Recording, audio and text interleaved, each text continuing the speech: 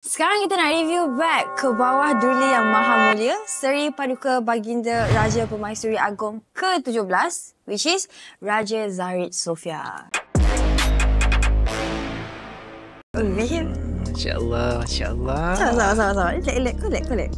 Akhirnya cuba bos tengok beg yang pertama daripada Raja Permaisuri. Masya-Allah. Ini adalah Lady Dior size mini. Harga di dalam RM25,000 sahaja. 25? RM25,000. Beg ni popular lah.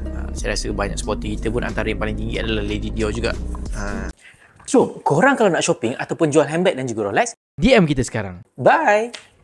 Masya Allah. Cuba bos tengok. Beg ni. Cuba bos tengok Apa beg. ada kat sana? Talat? Elak ke apa? Cuba bos tengok beg yang kedua. Wild West. Yup. Ini adalah LV Capucine Mini. Mini ke? Tak tahulah.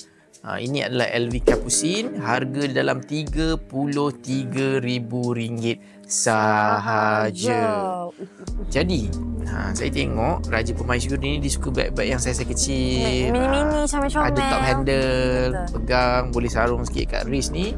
Itu yang sangat sesuai untuk Raja Permaisuri lah kalau kita tengok. So, kedua-dua pasang handbag milik Ke Bawah Duli Yang Maha Mulia Seri Paduka Baginda Raja Permaisuri Agong yang ke-17, Raja Zarid Sofia, harganya dekat RM60,000 sahaja. Masya Allah.